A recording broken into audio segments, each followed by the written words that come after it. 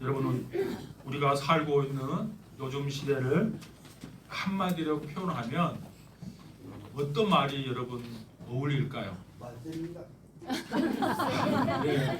말세라고 할 수 있죠. 전혀 틀린 말이 아닙니다. 우리가 살고 있는 시대 거의 말세에 가깝습니다. 또 다르게 표현한다면 저는 주저없이 이렇게 말하고 싶습니다. 아마 집사님이 말하는 그 말세하고가 연결이 될 거예요. 반항의 시대, 저항의 문화입니다. 최복현 작가가 쓴 아름다운 반항이라는 책이 있습니다. 아름다움과 반항, 서로 어울리지 않는 두 단어를 가지고 제목을 삼았어요. 그러나 저자는 말합니다. 인류의 역사는 곧 반항의 역사이며 자유를 향한 저항은 인간이 살아있다는 증거라고 말입니다. 여러분, 우리나라하고 일본 가까운데 지역이 가까우니까 닮은 점도 있고 비슷한 점도 좀 다른 점도 있죠. 일본과 우리가 다른 점 많이 있는데요. 제가 대표적인 일본과 우리가 어떤 국민성이 다른 게 있을까?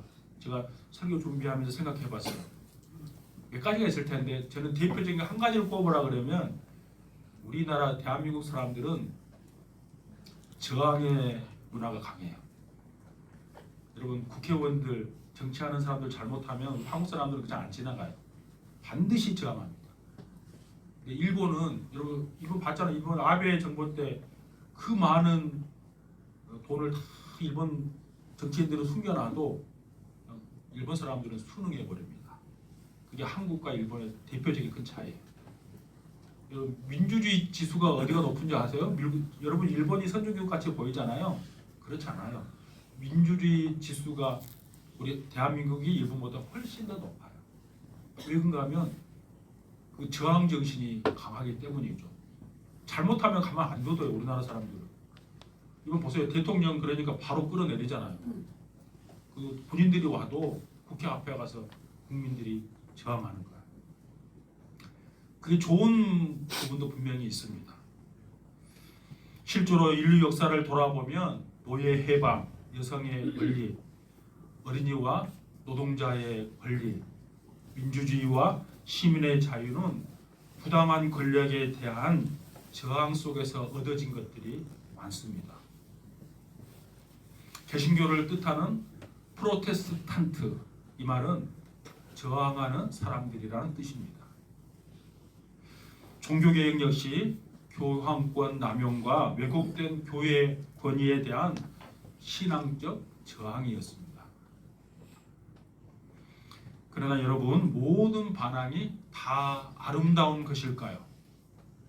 저항해야 할 것과 순종해야 할 것을 분별하지 못하고 습관적으로 반항하는 삶이 과연 성경적인 삶일까요?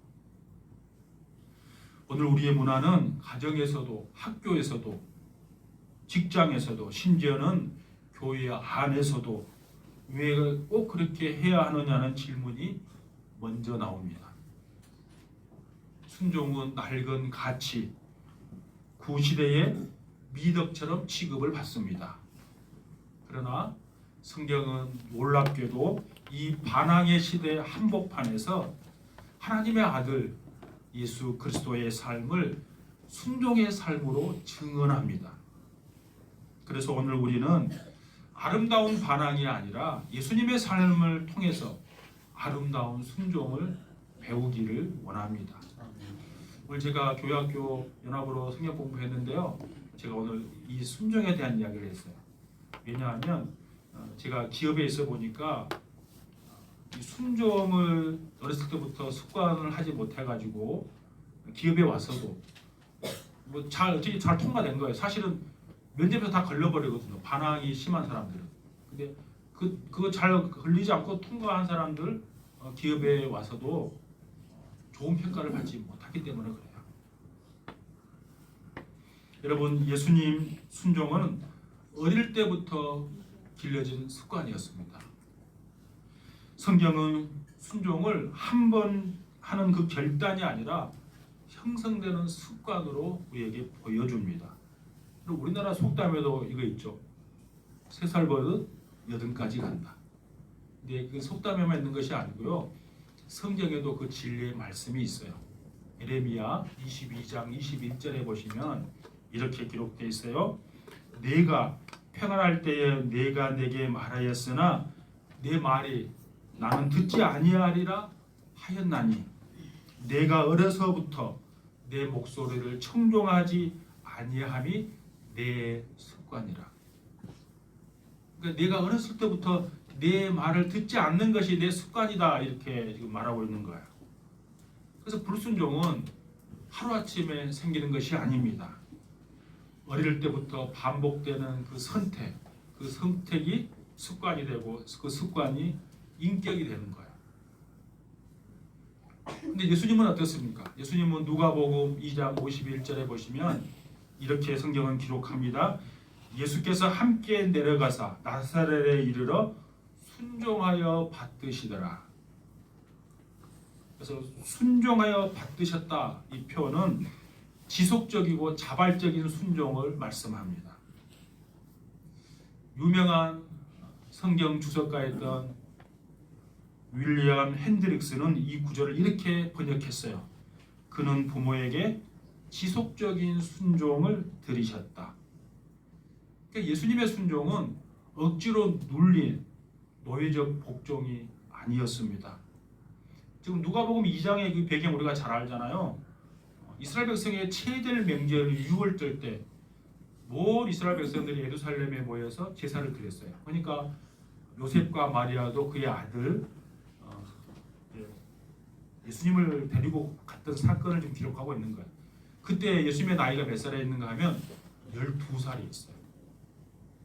12살이었는데 우리가 한번 그 다니엘 기도회 때 한번 살펴봤잖아. 예수님이 잃어버렸어요. 잃어버리고 난 다음에 부모님이 예수님을 찾게 되고 그 근심한 것을 마리아가 표현했죠. 그 표현했을 때 예수님이 이렇게 말하는 거야. 예루살렘 성전에서 자신의 생각을 분명하게 예수님은 자유롭게 표현해요. 내가 내 아버지 집에 있어야 할 줄을 알지 못하나이까. 예수님이 이렇게 표현했어요.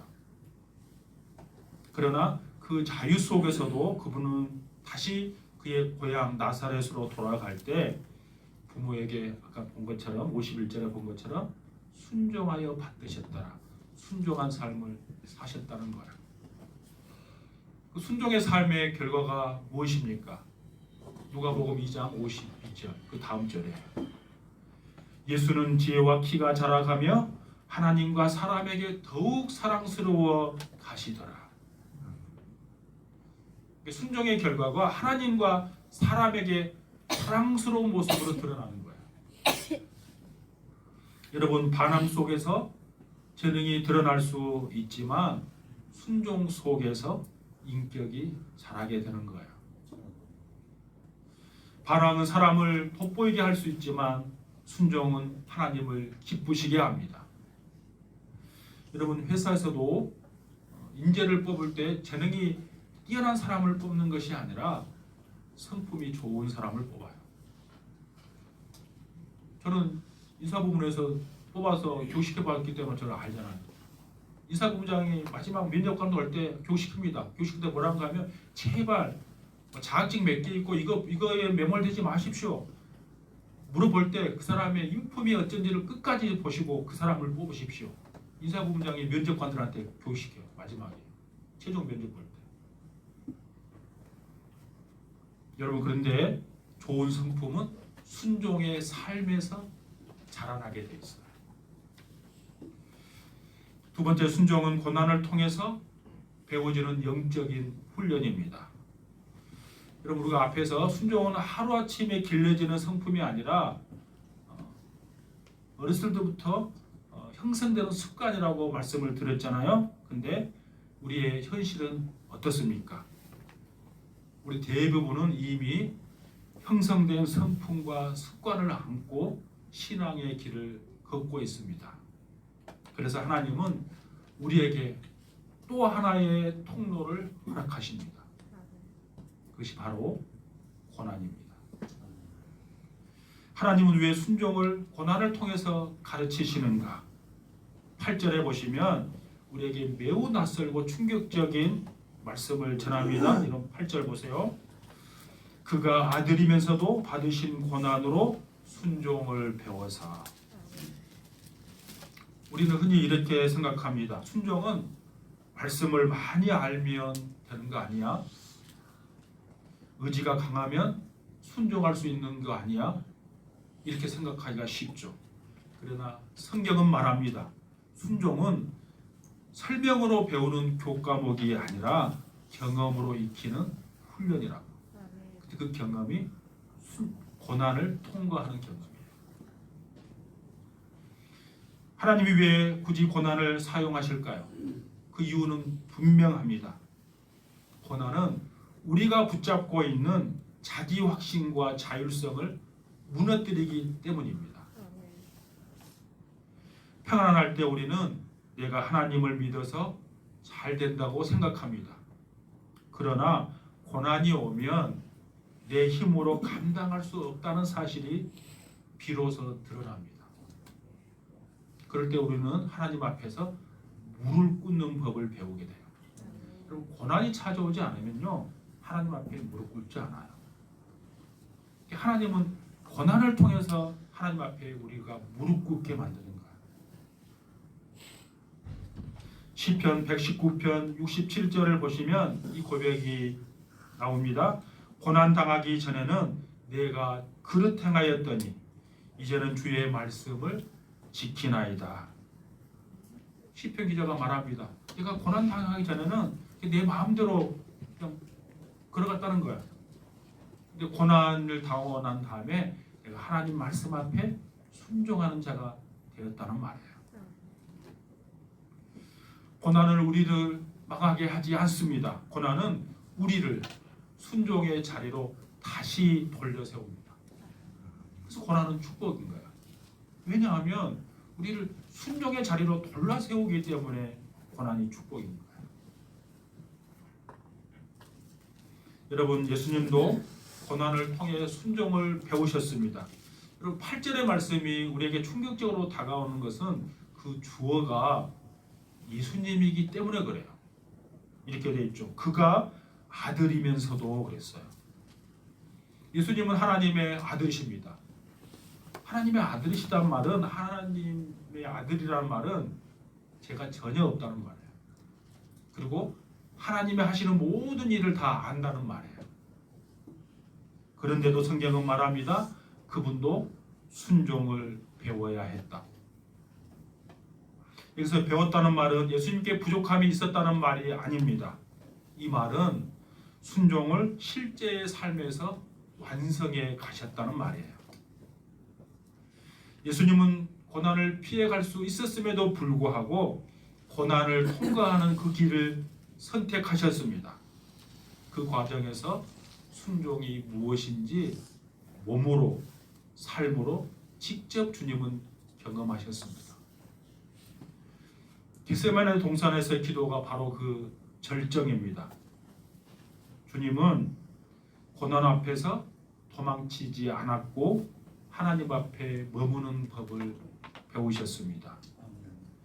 여러분, 순종은 고난이 사라질 때 완성되는 것이 아니라 고난 속에서 하나님을 붙드는 법을 배울 때 완성되는 거예요. 또 고난은 순종의 깊이를 만들어냅니다.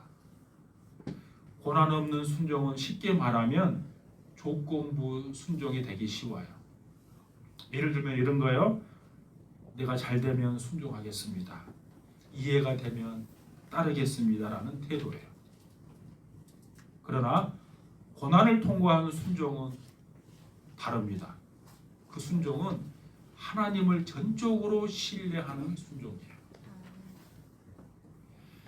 9절이 이렇게 이어집니다. 9절 보세요. 온전하게 되셨은지 그랬어요. 이 온전이란 말은 고난을 통과하며 순종이 성숙되었다는 의미예요.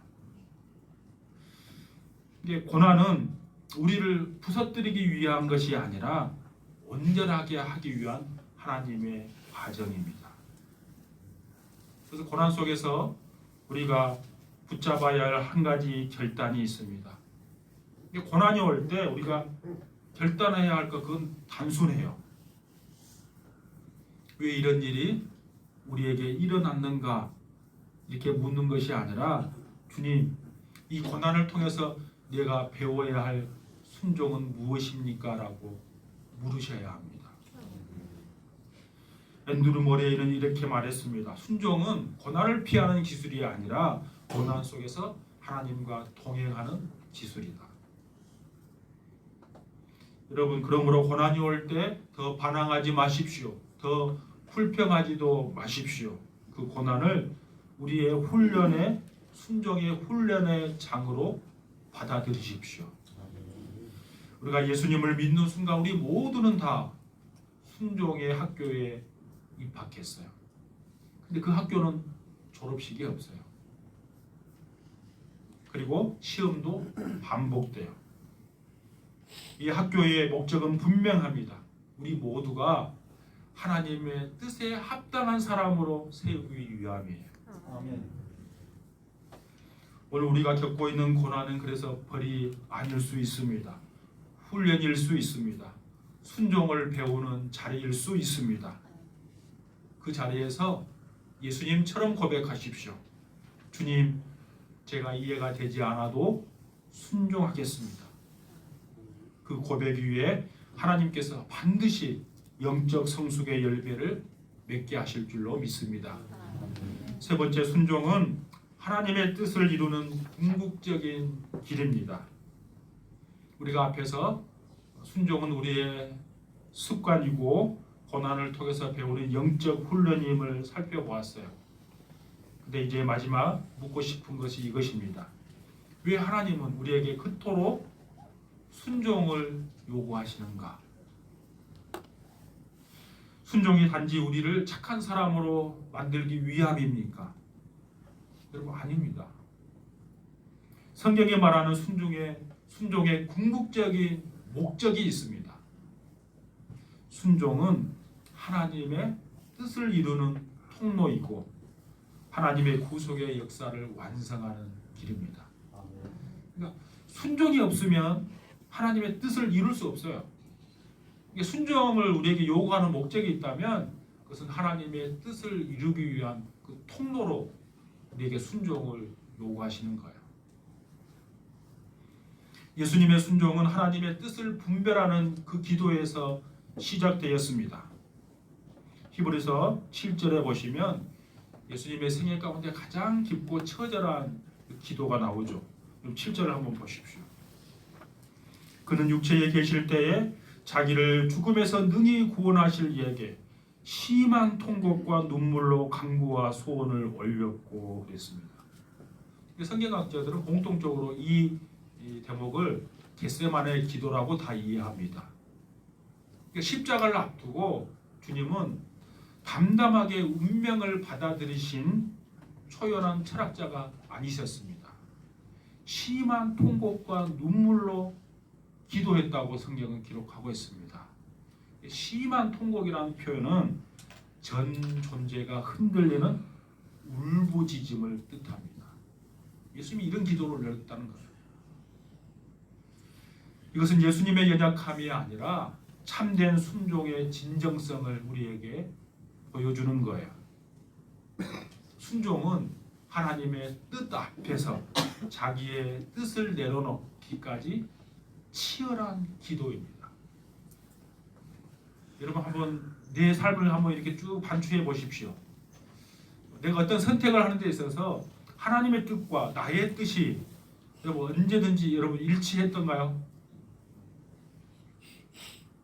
거의 일치하지 않습니다.